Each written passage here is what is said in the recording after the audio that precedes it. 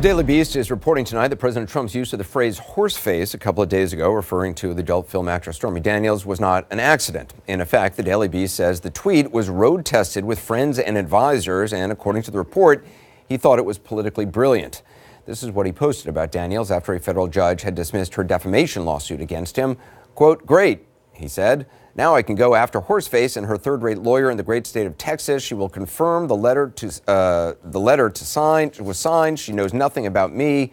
A total con." It's far from the first time, of course, that he's derided a woman's appearance in public. As you may remember, when he was running for president in 2016 against a crowded field of Republican opponents, he had this to say in a Rolling Stone interview about Carly Fiorina, the former CEO who was running against him. Quote, "Look at the face. Would anyone vote for that? Can you imagine that? The face of our next president." Carly Fiorina is still active in leadership conferences, and she hasn't spoken about that horseface remark until now. I spoke with her just before airtime. Ms. Fiorina, I wonder, based on your own experience with then candidate Trump, what goes through your mind when you hear him refer to a woman as horseface? Well, on the one hand, here he goes again. On the other hand, when people were shocked at Donald Trump's comments about my appearance, I wasn't, because he wasn't the first man to make comments about my appearance, positive or negative, and he won't be the last man to do so. I also want to distinguish, if I can, between the office of the presidency and the person who's in that office. There's no doubt that the office of the presidency is diminished when the occupant engages in this kind of insult over Twitter. On the other hand, when I think about the people involved here, Stormy Daniels, her lawyer, Donald Trump, I honestly think they're all birds of a feather. They're all in show business. And so while she's talking about his private parts, he's talking about her face, and they're all getting a lot of publicity. It's interesting to me, this reporting that the president actually kind of trial ballooned the insult to White House aides before he actually tweeted it. That he put kind of the forethought into these insults. I'm not sure what that says, but to me it was interesting that it wasn't just a spur of the moment thing. Oh, I'm quite sure he did put thought into it. I think the habit of insulting one's political enemies is unfortunately longstanding in this country.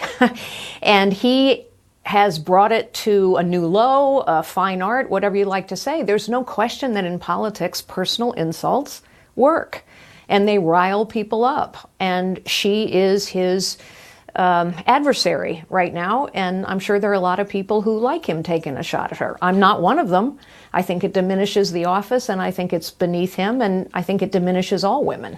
But it works with some people. Does it frustrate you that there seem to be, on the Republican side, a fair number of women supporters of the president who seem to be okay with the president saying these things? Or do you think that's people just making a political decision based on, they like the agenda and therefore they're willing to overlook things? Well, I think there are some people, women or men, who are not willing to overlook things. I think there are others who make their decisions based on his agenda or his policies. But I'll tell you honestly, Anderson, what I'm more concerned about. What I'm more concerned about in all this talk is that we have made very little progress in terms of representation of women or people of color in positions of influence and impact and leadership over the last 25 years. Yeah. There are fewer women CEOs in the Fortune 500 than there are men named James. We haven't made enough progress. And so while I think it's important that we focus on the talk, because language has an impact, and being disrespectful never helps the situation, I think we also need to focus on this startling reality that we're not making much progress in terms of toxic work cultures or the abuse of women or the underrepresentation of women and people of color in positions of impact and influence. I think it's such an important point here. I was talking to the CEO of Deloitte, who's a female, and she was saying, we were discussing not only the small percentage of CEOs who are women of Fortune 500 companies, but of women who are on boards of Fortune 500 companies. Yes. In fact, the number is less than 20% of women on boards today, and that number, less than 20%, has not moved in 25 years. And yet, in that same 25-year period, record numbers of women have gone to business school and gone on to have careers. So there's something else going on here besides insulting language, although insulting language certainly doesn't help. Looking ahead to the midterms, to this point that we've been talking about, there are a record number of women running for House and Senate seats. A large majority of them are Democrats. Why do you think there aren't more Republican women candidates out there running for these seats?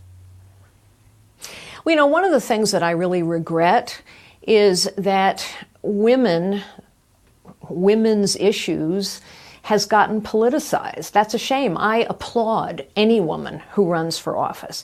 But truthfully, when I ran for office, there were many women who said I was an offense to women because I didn't share the agenda of a lot of the organizations, women's organizations, that happen to be left-leaning or Democrat. And so I do think that we ought to just acknowledge that when women are half the population, we have the same amount of diversity in our views as men do. And so it's unrealistic to expect all women to be Democrats or to agree with the Democrat agenda. I don't. And it's therefore not fair to condemn women who are conservatives or Republicans because they happen to be conservatives or Republicans. Carly Fiorina, I appreciate your time. Thank you. Thanks, Anderson.